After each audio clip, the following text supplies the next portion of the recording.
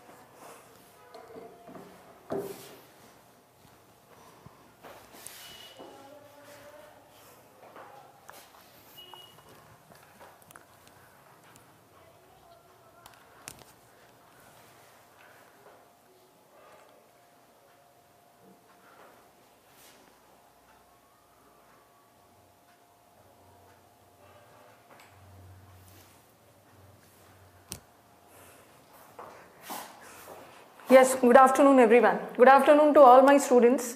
राहुल, दीपक, आप यहाँ वाईफाई पे लेट मी, एक मिनट बस, give me 2 minutes.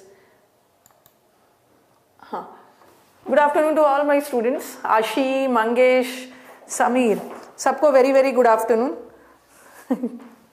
Very very good afternoon. थोड़े से सरप्राइज हो रहे होंगे वाईफाई पे मैं कहाँ से आ गई, वाईफाई स्टडी पे. चलो वो सब छोड़ो पहले. Okay, let's come to the topic. ठीक है, टॉपिक पे आते हैं. We are in a shortage of time. 30 minutes हमारे पास टाइम है, उसमें सारी चीजों को डिस्कस कर रहे हैं. ठीक है, इधर उधर की बातें नहीं करनी, इधर उधर की बातें नहीं करनी है. But I am wearing the T-shirt of, not T-shirt, the jacket of Unacademy. ठीक है, अनअकैडमी की तरफ से ही हूं मैं वाईफाई पे. ओके, चलो. As the thumbnail suggest, thumbnail देख के ही आपको लग रहा होगा some common mistakes that students make in English when it comes to competitive exams. जब भी आप, अकेडमिक एग्जाम अलग है, कॉम्पिटिटिव एग्जाम बिल्कुल अलग है. कॉम्पिटिटिव एग्जाम में स्टूडेंट्स का बस एक ही गोल होता है कि कैसे मार्क्स स्कोर किया जाए. कॉम्पिटिटिव एग्जाम्स की जो पढ़ाई होती है ना, that is highly exam oriented. ठीक है, एग्जाम ओरिएंटेड पढ़ाई होती है, क्योंकि आपको सिर्फ इंग्लिश ही नहीं पढ़ना है, आपको इंग्लिश के अलावा इतने सारे सब्जेक्ट्स हैं. तो ये टीचर की ड्यूटी है कि चीजों को और कैसे ईज कर दिया जाए, कंफर्टेबल बना दिया जाए, ताकि बच्चे एकदम टारगेटेड होकर इंग्लिश का वो पोर्शन अच्छे से एग्जाम्स में अटेम्प्ट कर पाए और अच्छा नंबर स्कोर कर पाए. Ultimately at the end of the day ना, हमारा मेन है how to score a very good score. Yes, good afternoon everyone. हाँ, हमारा स्कोर कैसे अच्छा होना चाहिए. At the end of the day हमें स्कोर ही चाहिए. ठीक है, और जब भी आप एग्जाम्स की, क्योंकि कई बच्चों से जब मैसेजेस के थ्रू भी बात होती है, प्लस पे भी मैं देखती हूँ स्टूडेंट्स की, मैम इतना तो पढ़ते हैं बट फिर भी हमारा मॉक टेस्ट में स्कोर नहीं बनता. आई एग्री, आप मेहनत तो करते हैं. ठीक है, आई वोंट डिनाई, मैं डिनाई नहीं करूंगी, आप मेहनत करते हैं, बट आपकी मेहनत सही डायरेक्शन में होना चाहिए ना, तभी आपको रिजल्ट भी मिलने वाला है. ओके, तो मेहनत करना है बट स्ट्रैटेजिकली. जब भी आप कॉम्पिटिटिव एग्जाम्स की तैयारी करते हैं या एग्जाम देने जाते हैं, तो कुछ स्ट्रैटेजी तो बना के जाना होता है. कुछ स्ट्रैटेजी बना के जाना मतलब आपको देखना होता है कि आपके पेपर का ट्रेंड क्या है. ऐसा नहीं है कि पढ़ते जा रहे हैं 7-8 घंटा इंग्लिश पढ़ रहे हैं बट आउटपुट कुछ भी नहीं है. इसका मतलब है कि आप गलत डायरेक्शन में जा रहे हो. पढ़ तो रहे हो, मेहनत कर रहे हो, बट मेहनत का डायरेक्शन सही होना चाहिए ना, तभी आपको पॉजिटिव रिजल्ट भी मिलेगा. तो एक दो चीज जो मुझे आपको बताना था, जैसे अनअकैडमी पे जब भी मैं क्लासेस लेती हूँ तो मैंने देखा लास्ट 1 ईयर में बच्चों को दिक्कत आ रही थी पैसेज अभी छोड़ो, बच्चों को सबसे पहले दिक्कत आ रही थी वोकैब में. और इस ईयर का 2020 का रेजोल्यूशन ही था कि कुछ ऐसा करना है कि ये वाला प्रॉब्लम खत्म हो जाए, ये वाला वोकैब का प्रॉब्लम खत्म हो जाए. क्योंकि अक्सर बच्चों का होता था मैम वोकैब कैसे याद करें, वोकैब याद करते हैं भूल जाते हैं, एग्जाम्स में वोकैब ही बहुत ज्यादा परेशान करता है. लेकिन और आई एम वेरी हैप्पी क्योंकि मुझे भी अच्छा बहुत ज्यादा रिजल्ट मिला, क्योंकि आप स्टूडेंट्स जो मुझसे पढ़ रहे हैं वो समझ सकते हैं कि हमने इस साल वोकैब में बहुत मेहनत किया है, वोकैब में मेहनत किया है, स्टूडेंट्स के साथ टीचर ने भी मेहनत किया और मेहनत सही डायरेक्शन में था, उसीलिए हमें रिजल्ट भी मिला। आप सीपीओ का एग्जाम दे के आए हो, आप सीजीएल मेंस दे के आए हो, सीपीओ दे के आए हो, अभी आप स्टेनो दे के आए हो, आप सीपीओ दे के आए हो। और वहां पे मैंने जब बच्चे एग्जाम दे के आए, जब बच्चे yes how to prepare vocab, Rohit, that is the thing, that is the point that I am talking about. Okay, आप जब अभी आप एग्जाम दे के आए हो, बट किसी एक बच्चे ने भी नहीं बोला ना कि मैम वोकैब में प्रॉब्लम नहीं हुआ, मतलब वोकैब हमें बहुत ज्यादा प्रॉब्लम नहीं किया है। सबका यही था कि मैम वोकैब हमने क्लास में जो भी वोकैब किया था, ओके, जितना भी आपने वोकैब करवाया था वो सारा वोकैब एग्जाम में आया था। ठीक है, आई एग्री, चलो तो बहुत अच्छी बात है, लेकिन टीचर की एक और ड्यूटी क्या हो जाती है, आई अंडरस्टैंड, आप लोग जो है ना कहीं ना कहीं कि सब चीज टीचर ही करवा दे, मैम कुछ ऐसा करिए ना कि चीजें इजी हो जाए। तो आप देखते हो कि क्लास में भी मैं आपको, जो वोकैब स्पेशल का बैच चल रहा है 8 to 9:30, ठीक है, वोकैब स्पेशल का बैच चल रहा है, तो आप देखते होगे कि जब भी मैं आपको वोकैब पढ़ाती हूँ तो जो लास्ट ईयर का, जो लास्ट क्लास मैंने आपको वोकैब पढ़ाया है उसको एक बार रिवीजन करवा के ही हम लोग आगे बढ़ते हैं, बिकॉज मुझे पता है कि कोई ट्रिक्स नहीं है वोकैब में। रिवीजन रिवीजन रिवीजन, बार बार चीजें आपके कान में जाएगी, बार बार रिपीट होगा, तो आपको ऑटोमेटिकली वोकैब लर्न हो जाएगा। लेकिन आप लोग अपने से नहीं करना चाहते हो, ऐसा लगता है ना कि कोई बोल बोल के बार बार हो, तो आप लोग अभी भी बच्चे ही ना, ओके, ग्रेजुएशन में हो गए हो, बट हो तो अभी भी बच्चे। तो मैंने देखा है कि कोई बार बार हमें रिपीट करवा दे, बार बार रिपीट करवाने से चीजें याद हो जाती है, तो उसीलिए मैं करती हूँ, कोशिश करती हूँ। आपने देखा होगा कितने सारे एक स्टूडेंट के नाम पे कितने सारे हम लोग एडजेक्टिव्स डाल देते हैं, और बार बार चीजों को रिपीट करवाती थी। इसी का रिजल्ट ये हुआ कि इस बार आपको वोकैब में बिल्कुल भी दिक्कत नहीं आई है। ठीक है, वोकैब आप बहुत अच्छे से करके आए। और मेरा दूसरा रेजोल्यूशन मैंने लिया था कि इस बार इन्हें इसमें भी दिक्कत नहीं आनी चाहिए। ठीक है, वोकैब में तो आई वॉज 100% सक्सेसफुल, वोकैब में किसी को कोई दिक्कत नहीं आई, सब वोकैब अच्छे से करके आए। इस ईयर माई रेजोल्यूशन वॉज कि इसमें भी दिक्कत नहीं आए, लेकिन मैंने देखा कि 90% वी वर सक्सेसफुल, क्योंकि मैंने क्लोज टेस्ट इतना ज्यादा आपसे क्लास में बनवाया था, जितना भी मैंने टेस्ट लिया है, जितना भी अनअकैडमी टेस्ट लेता था, सारा एनालिसिस उसका मैं ही करती थी मैक्सिमम का, और एनालिसिस में मैं आपको सिखाती थी। एनालिसिस में, क्लोज टेस्ट में आप लोग क्या गलती कर बैठते हो, क्लोज टेस्ट में क्या गलती होती है कि आप पैसेज के कॉन्टेक्स्ट से स्टिक होके आंसर नहीं करते हो, आप कुछ भी आंसर करके आ जाते हो, लेकिन फिर बोलोगे मैम रॉन्ग हो गया, नेगेटिव चला गया।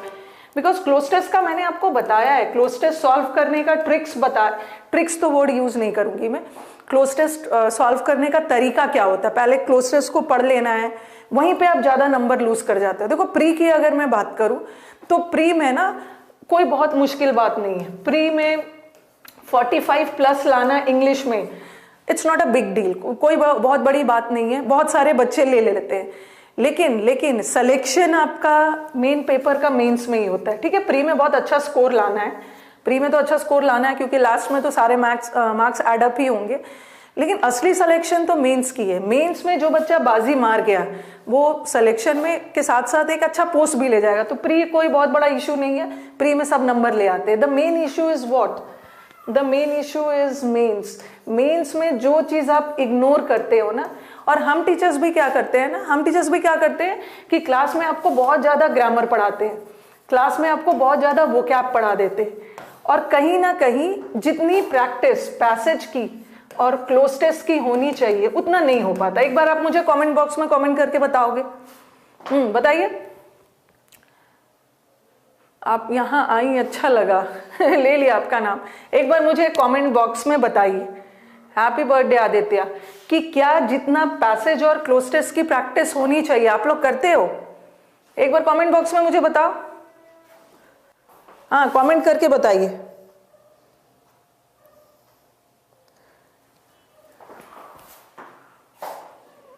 ये बर्थडे वगैरह सब एक दूसरे को विश करना बंद करिए। Comment, I am waiting for your comments. एक बार मुझे कमेंट करके बॉक्स में बताइए, कमेंट बॉक्स में, कि जितना प्रैक्टिस आप नहीं करते। आप देखोगे कि मैं जब अपने YouTube चैनल पे भी आती हूँ, इंग्लिश विद रानी मैम वाले चैनल पे, तो मैं देखती हूँ कि जब भी मैं क्लोज टेस्ट वगैरह का क्लास शेड्यूल करती हूँ ना, उसमें बच्चे बहुत ज्यादा अटेंडेंस उस दिन नहीं होती है। क्योंकि आप लोग उतना इसको इम्पोर्टेंट नहीं समझते हो। आपका ध्यान तो सारा ग्रामर और वोकैब पे रहता है, सारा ग्रामर और वोकैब पे रहता है। और एक बात समझ लेना है कि प्री में तो ग्रामर वोकैब आपको हेल्प करेगा, मेंस में भी करेगा, बट मेंस में ये जो 190 का स्कोर है ना, ये आपको ग्रामर वोकैब नहीं दिलवाएगा। ये स्कोर ना, अगर आप ग्रामर वोकैब ये सबको अच्छे से नहीं सीखोगे तो आप कहीं 150-60 में ही रह जाओगे, और उतना स्कोर से कुछ होने वाला है नहीं, सिलेक्शन तो मिलने वाला है नहीं। क्योंकि जिस हिसाब से पेपर आ रहा है ना, तो अब 150-160 स्कोर कोई बहुत ज़्यादा जबरदस्त स्कोर नहीं है। अब तो 190 वाला आ गया, यस अब 190 वाला आ गया। तो what I want my students की 190 स्कोर के लिए आपको नो डाउट पैसेज और क्लोज टेस्ट में तो वर्क करना होगा। इसको आप इग्नोर नहीं कर सकते हो। और प्री में भी पैसेज नहीं आता, क्लोज टेस्ट तो आता है, और that too 10 marks. How can you ignore it? आप इग्नोर कर ही नहीं सकते हो। 10 नंबर बहुत ज्यादा नंबर होता है, 10 नंबर बहुत ज्यादा नंबर होता है। ओके, तो पैसेज पे आपको वर्क करना है और क्लोज टेस्ट पे भी वर्क करना। आप देख रहे होंगे कि जो हमारी 8 से 9:30 बजे वाली बैचेस में बच्चे आप देखते होंगे, ये वोकैब स्पेशल का बैच है, ये अनअकैडमी पे चलता है हर दिन। इसमें मैं नियम से 2 क्लोज टेस्ट करवाती हूँ, नियम से 2 क्लोज टेस्ट होगा, 2 पैसेज होने ही है 1.5 घंटे की क्लास में, ये दोनों करना है। और उसके बाद सेंटेंस अरेंजमेंट बचा। अब तो सेंटेंस अरेंजमेंट भी बच्चे इंजॉय कर रहे हैं कि मैम हमने अब टफ से टफ सेंटेंस भी बनाना सीख लिया है, और वो भी कम समय में। तो ये सब की प्रैक्टिस जरूरी है, क्योंकि ये सब आपको अच्छा स्कोर दिलवाएगा। इसको बहुत करना है। ग्रामर तो आप हर जगह पढ़ लेते हो, वोकैब भी हर जगह पढ़ लेते हो, बट इसको इग्नोर नहीं करना है। Don't ignore it. इसको इग्नोर करोगे फिर अच्छा नंबर आएगा ही। नेक्स्ट थिंग, क्लोज टेस्ट जैसे कि मैंने आपको बता दिया। और मैं क्लोज टेस्ट जब भी आपको पढ़ाती हूँ तो व्हाट आई डू, मैं एलिमिनेशन मेथड बताती हूँ। बिकॉज एलिमिनेशन मेथड में आपका 2 मिनट ज्यादा लग जाएगा। ठीक है, एलिमिनेशन का मतलब होता है छांटना। 2 मिनट नहीं, 2 सेकेंड ज्यादा लग जाएगा, बट आपकी एक्यूरेसी भी तो बढ़ेगी। ऐसा थोड़ी है कि मैंने पूरा 100 का क्वेश्चन बना लिया इतने कम समय में, और पता चला कि 100 में से 40 क्वेश्चंस गलत ही है। तो at the end of the day what really matters is your accuracy. 2 to 3 seconds ज्यादा ही ले लीजिए, ठीक है, but answer should be correct. और एलिमिनेशन सिखाया है, खास करके whenever you attempt cloze test. ये इडियम्स और फ्रेजेस और वोकैब में बहुत ज्यादा एलिमिनेशन काम नहीं आएगा, बट दिस एलिमिनेशन ऑप्शंस को छांटना, they play a instrumental role when it comes to cloze test, fill up the blanks. तो क्लोज टेस्ट में छांटना सीखना होगा। मैं आपको क्लोज टेस्ट सब बताऊंगी। क्लोज टेस्ट टफ से टफ आ गया, फिर भी आप आराम से अटेम्प्ट कर लोगे एलिमिनेशन के थ्रू। ठीक है, क्लोज टेस्ट पे जाना। नेक्स्ट अच्छा, पैसेज हो जाता है क्लोज टेस्ट नहीं होता है। क्लोज टेस्ट भी इंप्रूव हो जाएगा। क्लोज टेस्ट भी आप इंग्लिश विद रानी मैम मेरा खुद का यूट्यूब चैनल है, वहां भी आप हमें बहुत सारे क्लोज टेस्ट का मैंने आपको ट्रिक्स और टेक्निक्स बताया है कि क्लोज टेस्ट कैसे इंप्रूव होता है, वहां पे आप देख सकते हो। हाँ, और नेक्स्ट आप अपने प्रॉब्लम शेयर कर सकते हो, आप अपने प्रॉब्लम्स को शेयर कर सकते हो। चलो बताओ, स्पॉटिंग एरर्स में दिक्कत कहाँ पे आती है? स्पॉटिंग एरर्स में दिक्कत कहाँ आती है? Because I am your educator, हर दिन आपके साथ ज्यादा से ज्यादा इंटरेक्शन होता है, आधा से अधिक समय आप ही लोग के साथ में रहती हूँ। तो प्रॉब्लम है, आप लोग को शायद you people will also agree कि problem is in mixed errors. कि मैम जब इंडिविजुअल टॉपिक वाइज एरर्स आता है ना, तो वो तो हम बना लेते हैं, because at the end of the day, मतलब कहीं ना कहीं at one corner of your mind आपके दिमाग में रहता है ना कि नाउन पढ़ाया मैम ने, फिर शीट दिया, तो कहीं ना कहीं नाउन का ही एरर, और आपको और शीट में आपका पूरा ध्यान नाउन की तरफ रहता है। एडजेक्टिव पढ़ा दिया, शीट दिया, तो वहां भी आपका ध्यान एडजेक्टिव की तरफ है। But when it comes to mixed, miscellaneous आ जाता है, तब प्रॉब्लम होता है। प्रॉब्लम क्या होता है कि मैम क्वेश्चन देख के कैसे पता चलेगा कि ये इस सेंटेंस में नाउन का एरर है, एडजेक्टिव का एरर है, एडवर्ब का एरर है। इसके लिए भी आपको प्रैक्टिस चाहिए। और जब भी ग्रामर के प्रैक्टिस बैचेस है, और अनअकैडमी पे आप देखना, अनअकैडमी पे I have been teaching for the last 1 year, और 2 बैच अनअकैडमी पे मेरा एवरग्रीन है, हमेशा आपको मिलेगा। एक है वोकैब स्पेशल पूरे साल आपको मिलते रहेगा, इस बैच को मैं रोकती ही नहीं, ये चलता रहेगा। और ये एक है प्रैक्टिस बैच, क्योंकि व्हाट आई फील ना, अभी मेंस के पहले भी मैंने देखा कि जितना भी स्टूडेंट्स को पढ़ा लो, जितना भी इन डेप्थ नॉलेज दे दो, लेकिन अल्टीमेटली बिना प्रैक्टिस का उनका एग्जाम में एरर बनेगा ही नहीं। तो 2 बैच तो हमेशा आपका चलता रहता है, एक वोकैबुलरी और एक प्रैक्टिस, और बीच बीच में जैसे जैसे खत्म हो जाते हैं फिर फाउंडेशन बैच आते रहता है। और हर फाउंडेशन बैच खत्म होने के बाद स्टूडेंट्स को तुरंत मैं बोलती हूँ इसमें ट्रांसफर हो जा प्रैक्टिस बैच, ठीक है, बिकॉज अब आपने जितना पढ़ा है ना, अब इसको इम्प्लीमेंट करना सीखना है, बिकॉज अनटिल एंड अनलेस आप प्रैक्टिस नहीं करोगे ना, एक भी नहीं बनेगा। और प्रैक्टिस में भी देखती हूँ, और मुझे तो पता है, मैं कूल एंड काम रहती हूँ, शुरू में 10, 15, 20 दिन बच्चे स्ट्रगल करते हैं, और मुझे पता है कि 10, 15, 20 दिन बाद ये बच्चा अब स्कोर करने लगेगा, क्योंकि शुरू में 10, 15 दिन उन्हें दिक्कत होती है कि कैसे पता करेंगे नाउन का एरर है, एडवर्ब का एरर है, एडजेक्टिव का एरर है। बट धीरे धीरे जब उन्हें क्लियर होने लगता है, जब उन्हें एरर पॉइंट आउट करना सिखाना शुरू कर देती हूँ, तो फिर वो कंफर्टेबल हो जाते धीरे धीरे धीरे धीरे। हाँ, आपके साथ भी शुरू के, मुझे पता है शुरू के 200-300 क्वेश्चन में दिक्कत होगी, but I am cool and काम। मैं इसलिए रहती हूँ कि पता है कि अभी शुरू में हल्ला करेगा, बट धीरे धीरे इसका इंप्रूव हो जाएगा, इसे पता भी नहीं चलेगा इसका इंप्रूव हो जाएगा। प्रैक्टिस तो आप भी कर सकते हो, बट टीचर के साथ प्रैक्टिस करते हो ना, तो थोड़ा और भी कॉन्सेप्ट क्लियर होता है। कभी कभी आप तुक्का लगा के भी करेक्ट कर लेते हो, बट टीचर सामने रहते हैं। और आपने देखा होगा एनालिसिस में जब भी मैंने टेस्ट का करवाया तो ये नहीं बताया है कि ये करेक्ट आंसर है, आपको ये भी देखना है कि बाकी का 3 गलत क्यों है, ठीक है, बाकी का 3 गलत क्यों है। इससे क्या होगा कि तुक्का लगा के एरर तो बना लोगे, बट इंप्रूवमेंट, सेंटेंस इंप्रूवमेंट बनाने के लिए आपका concept clarity matters, concept clarity matters. Okay, spotting errors में आप ज्यादा से ज्यादा कोशिश करिए मिसलेनियस की प्रैक्टिस करने की। टाइम बर्बाद नहीं करना है कि मैम नाउन का 500 एरर्स बनाएंगे, पता चला प्रोनाउन का 700 एरर्स। हम टीचर्स के पास तो स्टॉक है, आपको इतना इतना क्वेश्चंस उठा के दे देंगे, लेकिन यहाँ से आपका कोई फायदा होने वाला नहीं है, क्योंकि ये सब तो आप फटाफट बना लोगे। कहीं ना कहीं आपके दिमाग में नाउन का एरर है, प्रोनाउन का एरर है। अल्टीमेटली आपको प्रैक्टिस तो मिसलेनियस की करनी, ये तो एरर हो गया। नेक्स्ट, यही सब गलती आप लोग कर बैठते हो। सिर्फ इंडिविजुअल का आपके मन में ये होता है ना कि हम इंडिविजुअल बना लेंगे ना तो कॉन्सेप्ट ज्यादा क्लियर हो जाएगा, ठीक है। It's not maths, it's English. तो आपको अल्टीमेटली मिक्स्ड वाला प्रैक्टिस करना है, मिक्स्ड वाला, ठीक है। नेक्स्ट, अब आ जाओ वोकैबुलरी तो खैर प्रैक्टिस की चीज है, टीचर आपका काम आसान कर देते हैं, आपके साथ साथ ज्यादा से ज्यादा प्रैक्टिस करते हैं। वोकैबुलरी में दिक्कत कहाँ पे आ रही है, मैं मेंस वाले स्टूडेंट्स को लेकर ज्यादा बोल रही हूँ। मेंस वाले बच्चों को भी मैंने देखा कि वोकैब तो उन्होंने रट रखा है, ठीक है, सब वर्ड का मीनिंग उन्हें पता है, but when it comes to the usage, vocab को यूज कैसे करना है। कभी कभी क्या होता है ना कि 2 वर्ड का मीनिंग एक जैसा आ जाता है, ठीक है। और अभी आप देख रहे हो जो ट्रेंड है, सारे वोकैब कहाँ से आ रहे हैं, प्रीवियस पेपर से। बट प्रीवियस पेपर को ही थोड़ा सा डिफिकल्ट बनाने के लिए कर क्या रहे हैं, ऑप्शंस बहुत क्लोज डाल दे रहे हैं। ये देखो माइजर वर्ड आया है, और एवरी स्टूडेंट नोस कि माइजर का मतलब कंजूस होता है, ठीक है। Miser in Hindi is known as कंजूस। और ऑप्शन में इकोनॉमिकल भी है और ऑप्शन में फ्रूगल भी है। अगर आप गूगल करोगे तो दोनों इसका सिनोनिम दिखाएगा, बट ऑप्शन में दोनों आया है, आंसर तो कोई एक ही होगा। अगर ये नहीं होता तो this would have been the answer, ये नहीं होता तो ये होता। बट सपोज अगर दोनों आ गया तो एक बार कमेंट बॉक्स में मुझे बताइए कौन सा आंसर होगा, कौन सा आंसर होगा। आंसर दीजिए। If you have both the options before you,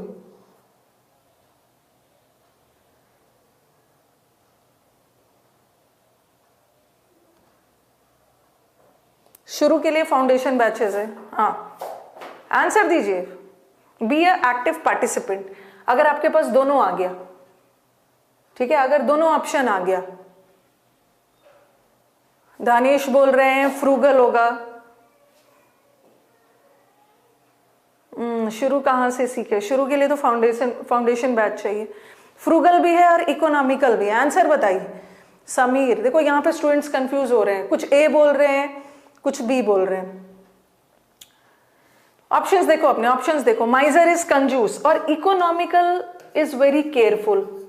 economical का मतलब कंजूस नहीं होता है, इकोनॉमिकल इज वेरी केयरफुल, किफायती, जो हर काम सोच समझ के करते हैं। लेकिन फ्रूगल लोग वो होते हैं ना जो हर काम में लेस खर्च करना चाहते हैं। तो यही इसका आंसर है, ठीक है। फ्रूगल, अगर फ्रूगल नहीं होता तो आंसर इकोनॉमिकल ही होता। माइजर का मतलब कंजूस और कंजूस लोग जो कम खर्च करते हैं, और फ्रूगल का मतलब भी हर काम में लेस से लेस एक्सपेंडिचर करना चाहते हैं। इकोनॉमिकल अलग हो गया, इकोनॉमिकल का मतलब है ये खर्च तो करते हैं बट सोच समझ कर, वेरी केयरफुल में, ठीक है, वेरी केयरफुल, बचत करते हैं। हाँ नेक्स्ट बताइए। अब आपका ऑप्शन आ गया अबंडेंट, अबंडेंट आ गया। अब आंसर बताना है कौन सा होगा, अबंडेंट में कौन सा आंसर होगा?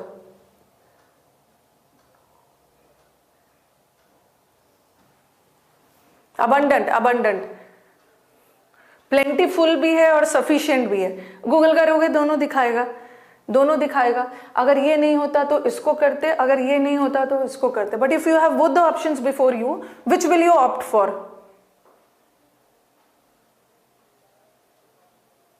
आंसर बताइए। प्लेंटीफुल, प्लेंटीफुल, बिकॉज अबंडेंट का मतलब होता है जरूरत से ज्यादा, और सफिशिएंट का मतलब होता है पर्याप्त, जितना जरूरी है उतना, ज्यादा नहीं, जितना जरूरी है उतना। तो अबंडेंट का उल्टा प्लेंटीफुल होता, प्लेंटीफुल, प्लेंटीफुल। लेकिन अगर ऑप्शन में प्लेंटीफुल के जगह प्लेंटी आया रहता तब क्या करते? यहां तो आंसर प्लेंटीफुल है, बट अगर ऑप्शन में, एक ऑप्शन में प्लेंटी होता और एक ऑप्शन में सफिशिएंट होता, तब क्या करते? Because you have to go according to the options available, जो आपके पास ऑप्शंस अवेलेबल है। क्या करते तब? तभी भी ए करते नहीं, तब हम अपना आंसर बी करते। क्यों? क्योंकि पार्ट ऑफ स्पीच बहुत इंपॉर्टेंट है। ये जो अबंडेंट है ये एडजेक्टिव है, ठीक है, और प्लेंटी नाउन है। अगर कोई वर्ड एडजेक्टिव आया है ना तो उसका ऑप्शन भी एडजेक्टिव ही चाहिए, बट प्लेंटी तो नाउन है, तब हम इसको करते, तब हम सफिशिएंट को करते, तब सफिशिएंट। नेक्स्ट देखो, डिस्पोंडेंट और एक है डेजर्टेड और एक है डिजेक्टेड। आंसर बताइए। एक है डिस्पोंडेंट और एक है डिजेक्टेड।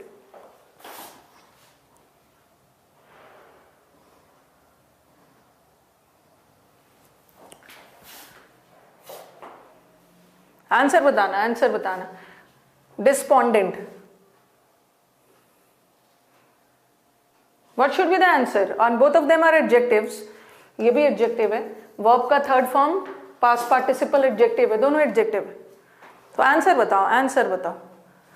देखो डिस्पोंडेंट, पोंड डिस्पोंडेंट है, ठीक है, उसको डिस्पोंडेंट हो गया है। पोंड का मतलब है तालाब, तालाब किनारे अकेला दुखियारा बैठा हुआ है। डेजर्ट का मतलब होता है ना किसी को त्याग देना, किसी को अबैंडन कर देना। हो सकता है कोई बदमाश है, उसको त्याग दिया आपने, बट डेजर्ट, डिजेक्टेड का मतलब होता है वेरी सैड एंड लोनली, बहुत अकेला एंड दुखियारा, इज वेरी सैड। इसके तो मैंने कितने सारे आपको वर्ड्स बताए, कितने सारे वर्ड्स बताए यहाँ पे। तो डेजर्टेड का मतलब दुखी कहीं से नहीं है, डेजर्टेड का मतलब है त्याग देना, बट ये तो दुखी है, so answer is this. Next option देखो, आइरेसिबल। आइरेसिबल का मतलब क्या है? आइरेसिबल एंग्री भी है, इरिटेबल भी है। एंग्री इरिटेट हो जाता है बहुत जल्दी जल्दी, हिंदी करोगे ना, बहुत जल्दी इरिटेट हो जाता है, बहुत जल्दी एंग्री हो जाता है। आंसर बताइए, what should be the answer?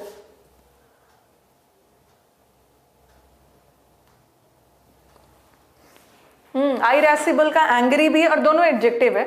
ये वर्ड भी एडजेक्टिव है, ये भी एडजेक्टिव है। व्हाट आई वांट कि सिर्फ वर्ड्स ही नहीं जानना है, वर्ड्स के बीच में जो थिन लाइन है, जो डिफरेंस है, वो भी सीखना है, फिर वर्ड का यूसेज भी सीखना है।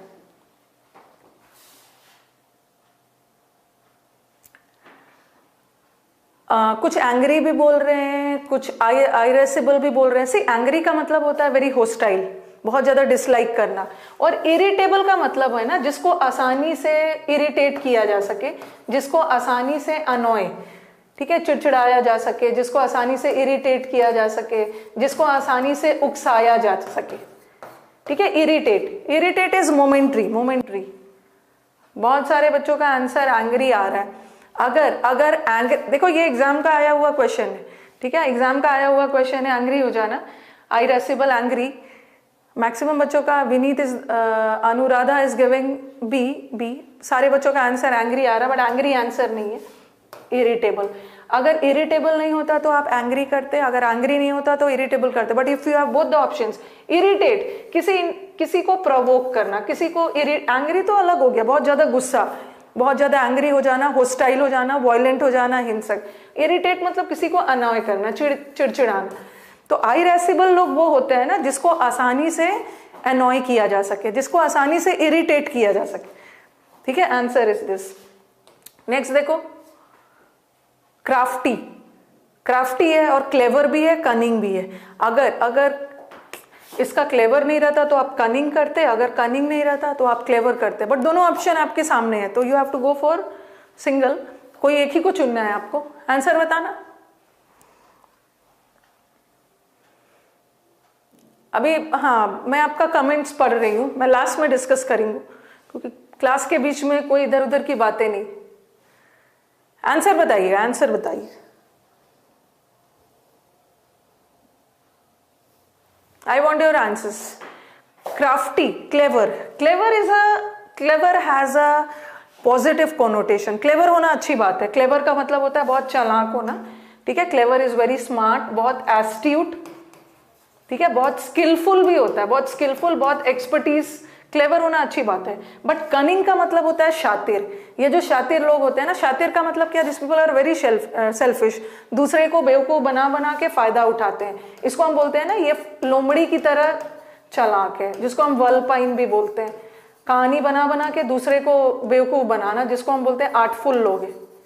ठीक है, ये स्लाई है, ये विली है, ठीक है, कैनी है, कहानी बना बना के दूसरे को, वेरी स्कीमिंग है, बेवकूफ बनाना। ठीक है, वल्पाइन, कहानी बना बना के दूसरे को बेवकूफ बनाना, तो इट्स अ नेगेटिव वर्ड। ठीक है, नेगेटिव वर्ड है, स्कीमिंग भी है। और क्लेवर होना अच्छी बात है, बट क्राफ्टी लोग भी होते हैं बहुत शातिर। ठीक है, लोमड़ी की तरह शातिर लोग। तो answer is cunning, cunning, cunning, cunning is the answer. Negative connotation, yes.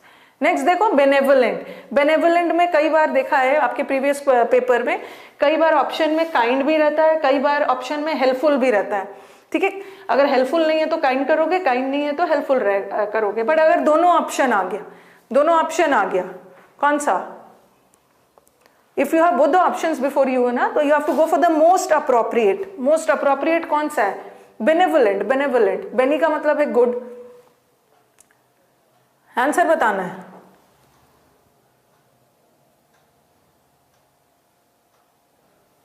What should be the answer?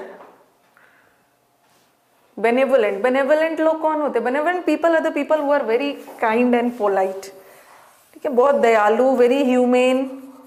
N E लगाया, ह्यूमन नहीं लगाया, ह्यूमन का मतलब मानव है। Very polite, polite. Next, repeal. दोनों दिखाएगा, क्योंकि गूगल से पढ़ोगे तो गूगल पे तो मिलता जुलता वर्ड्स भी दिखाता है ना, उसमें तो मिलता जुलता वर्ड्स भी दिखाएगा। अब बताओ, रिपील। रिपील का बहुत सारे वर्ड्स है। रिपील इज रिवोक करना, रिसाइन करना। आंसर इसका नहीं बता रही हूँ, खारिज करना है, किसी चीज को इनवैलिड कर देना, किसी चीज को अनल करना, नलिफाई करना, बहुत सारे वर्ड्स है। Revoke, resign, repeal, revoke, resign, अनल, क्वैश। खारिज कर देना, जैसे नल एंड वॉइड पढ़ते हो ना पॉलिटी में, नल एंड वॉइड।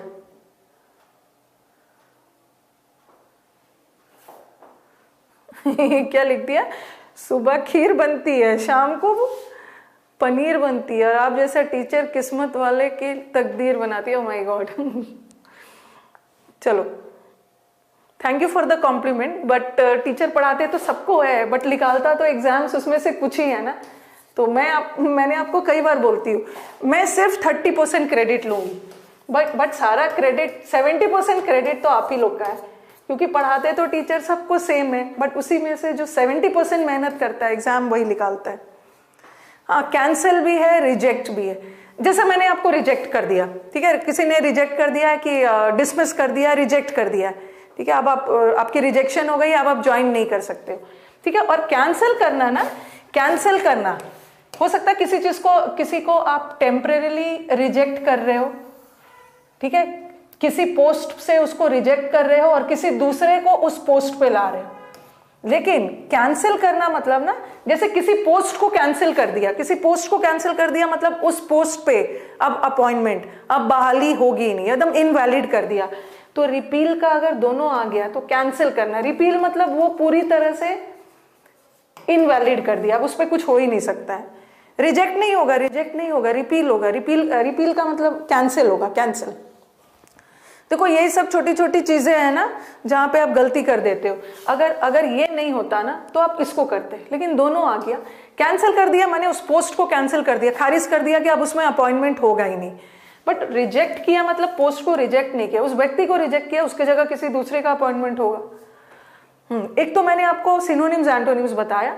अब देखो छोटा छोटा और भी मीनिंग। एमिएबल, जब भी आप एमिएबल और एमिकेबल पढ़ते हो, ठीक है, एमिएबल और एमिकेबल पढ़ते हो तो आप क्या पढ़ते हो कि दोनों का मतलब होता है बहुत फ्रेंडली होना, बहुत मिलनसार होना, ठीक है। एमी आपको रूट वर्ड भी यूट्यूब पे किया हुआ है आपने। एमी का मतलब ही होता है यूनिटी, जैसे एमिटी वर्ड आता है ना, एमिएबल, फ्रेंडली, सोशेबल, ओके, मिलनसार, इस सेंस में है। लेकिन अब देखो, अब हम पढ़ रहे हैं वोकैब का यूज, वोकैब का यूसेज क्या होगा। देखो, the issues could be resolved in a dash manner. Manner क्या है? नाउन, और नाउन की विशेषता बताने के लिए क्या चाहिए? एडजेक्टिव। ये भी एडजेक्टिव है, ये भी एडजेक्टिव है, और दोनों एक दूसरे का सिनोनिम है, ठीक है। दोनों का मतलब सेम होता है, बट मतलब सेम है तो कुछ तो डिफरेंस होगा दोनों के बीच में, और उसी डिफरेंस के बेसिस पे ना हम इस ब्लैंक को फिल करेंगे। आंसर बताइए। जो इश्यूज थे, इश्यूज मतलब जो लड़ाई झगड़ा, जो मुद्दा था, उसको बहुत इश्यूज मतलब कुछ जो विवाद हो रहा था, इश्यूज है मतलब जो विवाद है, मतभेद है, कॉन्फ्लिक्ट है, उसको डैश वे में रिजॉल्व कर दिया गया। आंसर बताइए।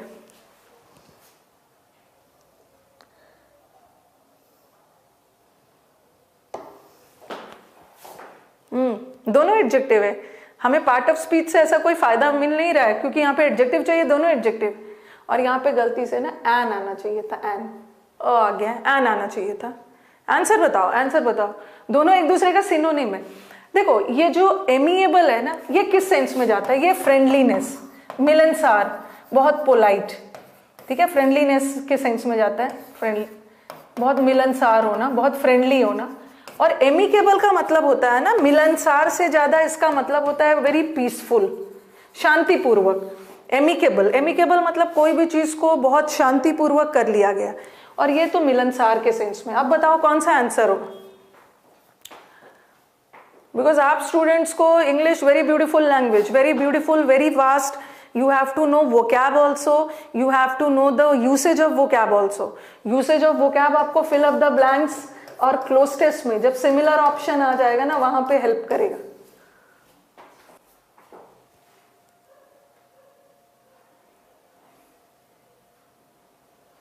चलो आंसर बताओ।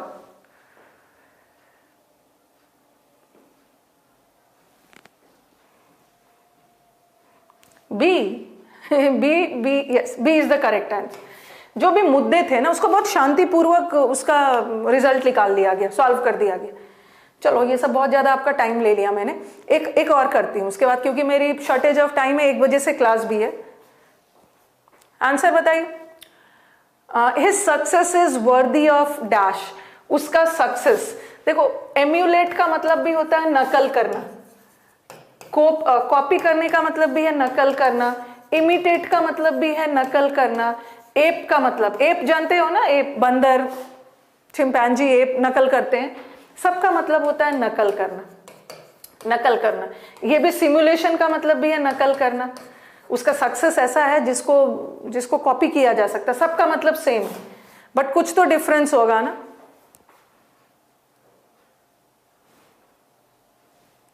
आंसर बताइए, आंसर बताइए। इश्यूज,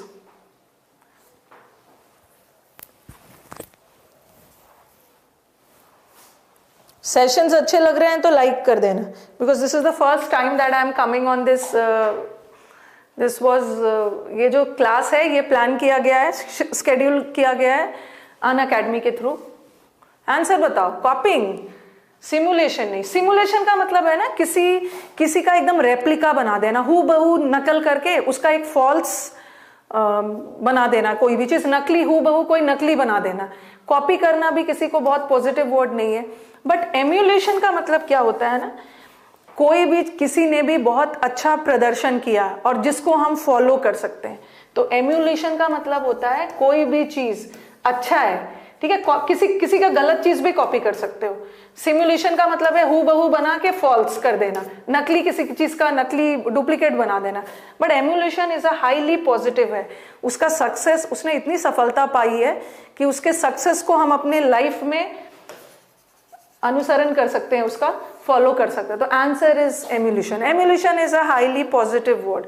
वर्दी का मतलब है के लायक, ठीक है। तो कुछ सेशंस मैंने आपको बताया इंग्लिश का स्ट्रैटेजी क्या होता है, ठीक है, ये सब तो है। अभी तो मैं आपको अनअकैडमी का चैनल, एक मिनट, हाँ, आप मुझे मेरे इंस्टा पे भी फॉलो कर सकते हैं, ठीक है। मेरी इंस्टा आईडी है इंग्लिश विद रानी मैम, आप मुझे वहां पे फॉलो कर सकते हो।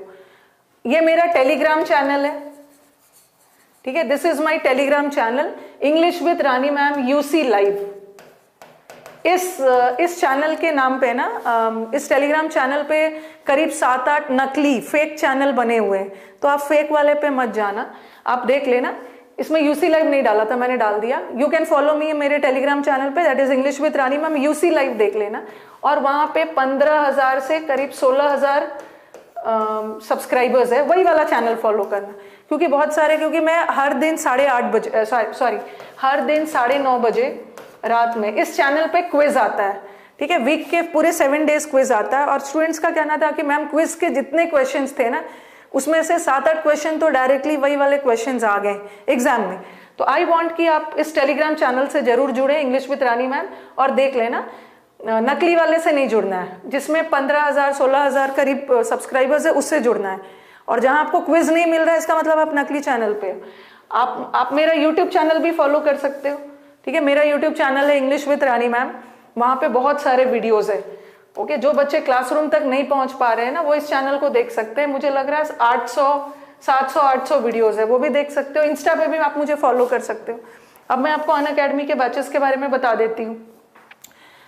आज तो 28 है, कल से अनअकैडमी पे नया बैच शुरू हो रहा है, ठीक है। और आप सारे एडुकेटर्स को देख सकते हो, ऑल द टॉप एडुकेटर्स है, टॉप बैचेस है, all are masters in their own fields, सबको आप पहचानते ही होंगे, ठीक है। ये 29 से शुरू हो रहा है। तो I want all my students की जिसने सबका नाम दिया, अभिनय Sharma sir maths, Pratiyogita Mantra GS, Rani Singh English, Varun Awasthi sir है जीएस के लिए, इतने सारे अच्छे एजुकेटर्स है, that too on a single platform and that too with a single subscription.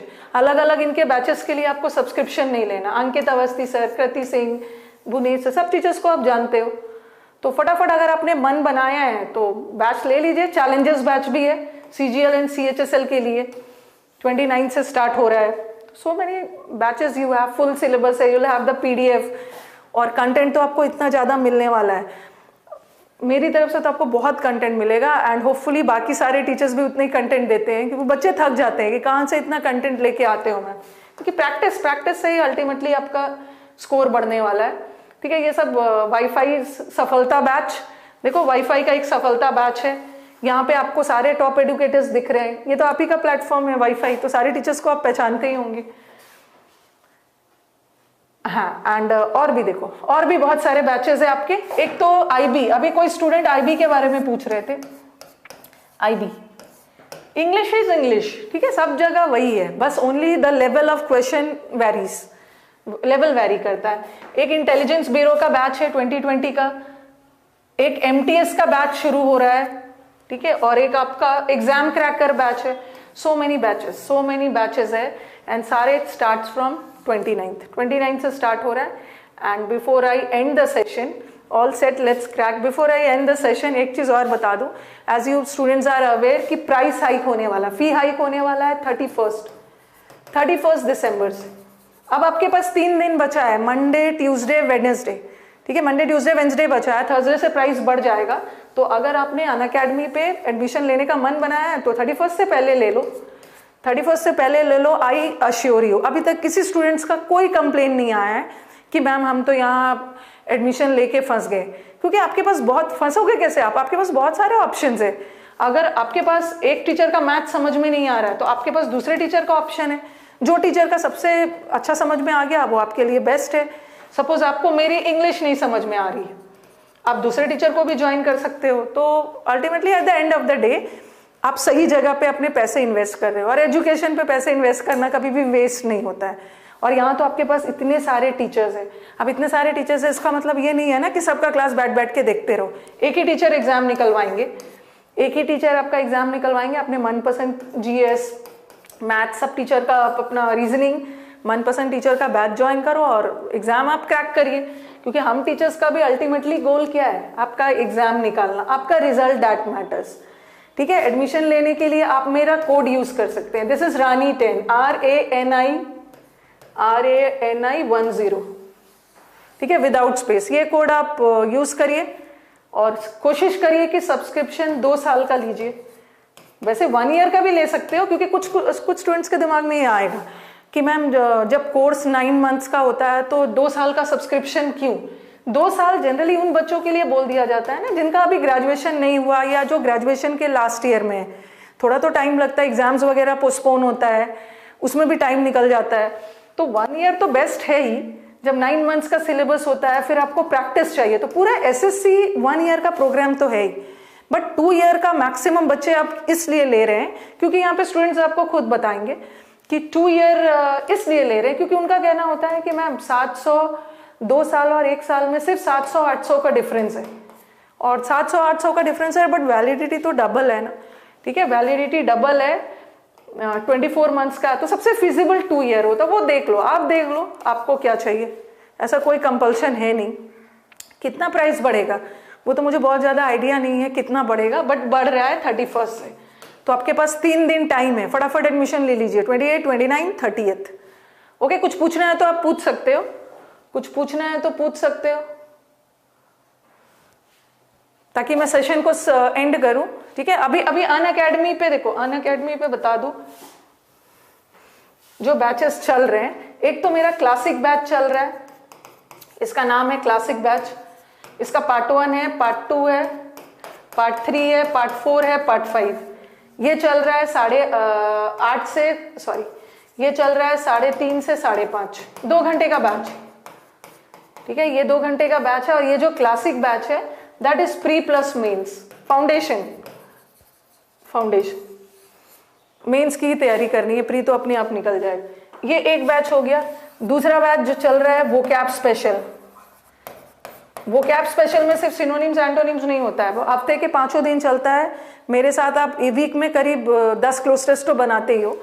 इसमें आप क्लोज टेस्ट, इसमें मैं आपको बताती हूँ वेरी बारीकी से क्लोज टेस्ट कैसे अटेम्प्ट करना और क्यों रॉन्ग हो जाता है आपका क्लोज टेस्ट। क्लोज टेस्ट चलता है, PQRS है, सिनोनिम्स, एंटोनिम्स, इडियम्स, फ्रेजेस, सारे शीट्स वगैरह आपको मिल जाएगा।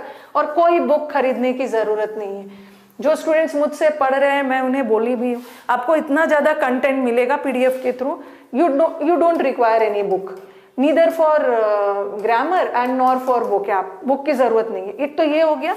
और तीसरा जो आपके लिए जहां से मुझे अपने सिलेक्शन वाले बच्चे मिलने वाले हैं वो है practice batch.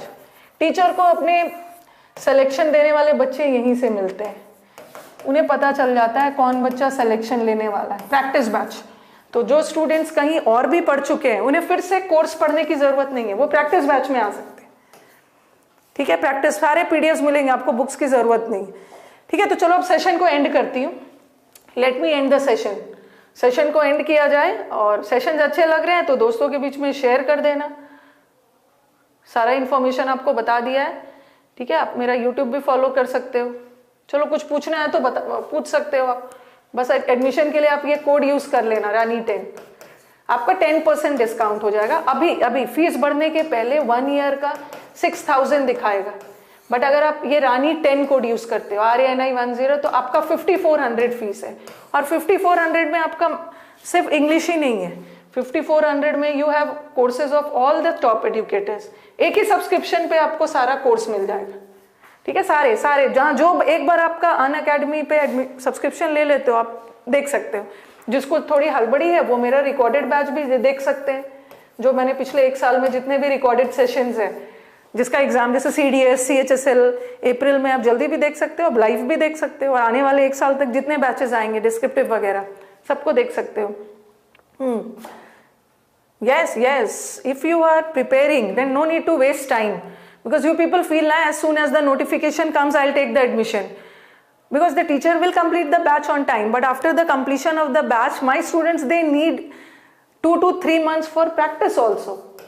Okay, so don't do this mistake कि I'll take admission only if I when the notification comes, so don't do this mistake and all. Okay, चलो सेशन को एंड किया जाए, ठीक है, सेशंस को अभी एंड करती हूँ। अभी मेरी क्लास है 1 o'clock। हाँ, अनअकैडमी पे मंडे वेडनेसडे फ्राइडे मेरे यूट्यूब पे क्लासेस चलते हैं, स्पेशल क्लास तो चलते ही है। आज भी स्पेशल क्लास है, आज स्पेशल क्लास 6 o'clock से है, कल भी है, तो वहाँ भी आप आ सकते हो। चलो फाइनली एंड किया जाए। Thank you everyone.